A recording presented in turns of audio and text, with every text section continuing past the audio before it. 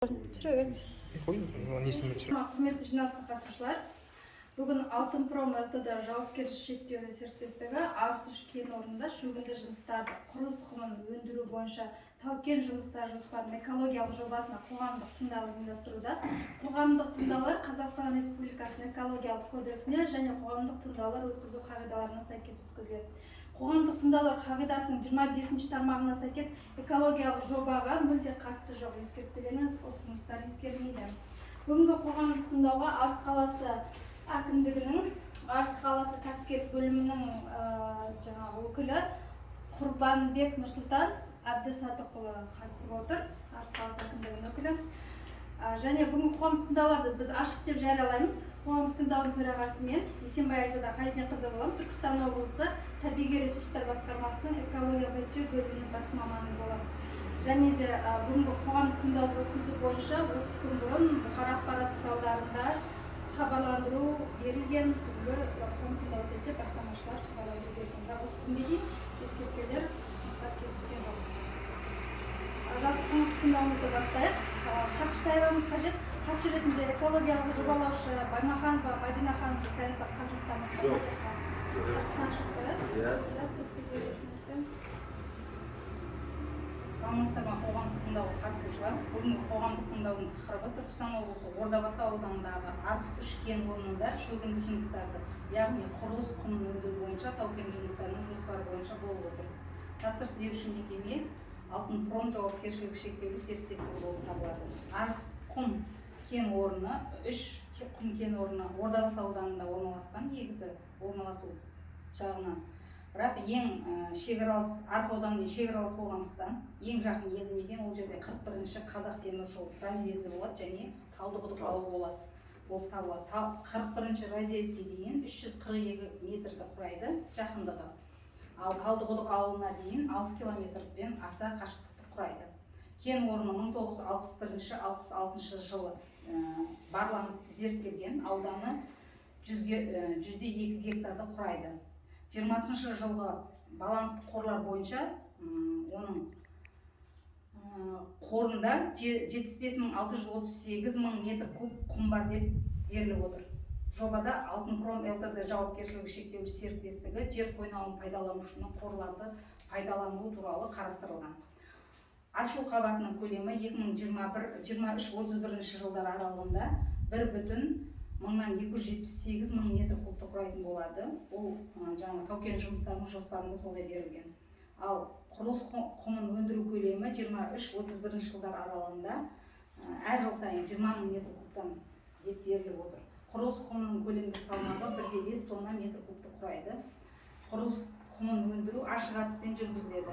Ашық әдіс дегеніміз кәдімгі бульдозер, экскаватор соларды пайдаланып қазба түрінде жүргізілетін болады. Ал ешқандай жарылыс жұмыстары болмайды.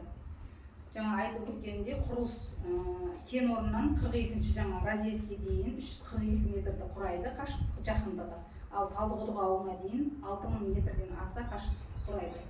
Жер үсті су объектісіне дейін, ол ең жақын жер үсті су объектісі Арыс өзені болып табылады. Оған дейін 8 километрден аса қашықтықты құрайды. Біздің экологиялық жоба бойынша жоспарланған іс-әрекеттің қоршаған ортаға әсерін бағалау жұмыстары бойынша кен өндіру кезінде жаңағы 4 шығындылар көзі қарастырылған. Оның 4-еуі де ұйымдастырылмаған шығындылар көзі болып табылады. Бағалау кезеңіндегі жалпы нормаланған шығындылар 0,168 грамм секундты құрайтын болады. Тоннаға шығатын болсақ 20,144 тонна жолына ауаға ластанушы заттар ұшырылады деп берілген. Қоршаған ортаға теріс әсер ететін объектінің санатын айқындау бойынша объект негізі 2-ші категорияға жатады. Жаңа карьердің ең барлау кезінде жер асты сулары 9-12 метр тереңдікте қазба жұмыстарымен ашылған жоқ деп берілген. Өндіру алаңына жақын жерде жер үсті су объектісі жоқ, яғни өзінің санитарлық қорғау аймағында 1 километр жерге дейін ол жерде жер үсті су объектісі жоқ. Жаңа атап өткенде Арыс өзеніне дейін 8 километр қашықтықты сақтап отыр. Нысан негізі су қорғау аймағына кірмейді.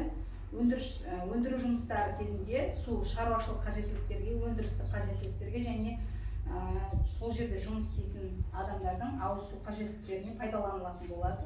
Оның барлығы тасымалдану арқылы жеткізіледі және арнайы тазартылып отырылатын су қоймаларында, авариялық су қоймасы дейміз, 15 метр кубтық су қоймаларында сақталынып, айына бір мәрте хлорланып, тазартылып тұруы тиіс ауыз су.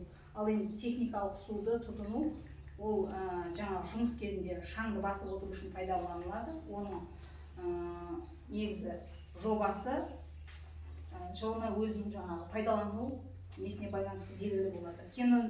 Кенді өндіру кезінде, жаңағы карьер жұмыс істеу кезінде қатты тұрмыстық қалдықтар пайда болады. Оның барлығы арнайы контейнерлерге сақталып, сортталып, келісімшарт негізінде арнайы мекемелерге өткізіліп отыруы тиіс. Кен өндіру кезінде тұрмыстық ағындық сулар болмайды. Оны арнайы бетондалған биотуалеттерге ағызылып, толған жағдайда келісімшарт негізінде тазарту қондырғыларына алып кету керек. Жаңа кен өндіру жүргізілетін аймақта арнайы талдарды кесу, жасыл желектерді кесу қарастырылмаған. Бұл жерде ешқандай жасыл желек жоқ. Және кен өндіру жұмыстары жүргізілетін аумақ негізі орман шаруашылығы мен арнайы табиғатты қорғау аймағына кірмейді деп берілген. Сұрақтарыңыз болса, қоя жобаға қатысты. Жиналысқа қатысушылар Алтынпром ЛТД-нің директор орынбасары Сайлаев Байсултан мырза қатысып отыр. Және экологиялық жобалаушыға қоятын сұрақтарыңыз, ұсыныстарыңыз ескертпегеніңіз болса, әкімшілік тарапынан қоятын ұсыныстар.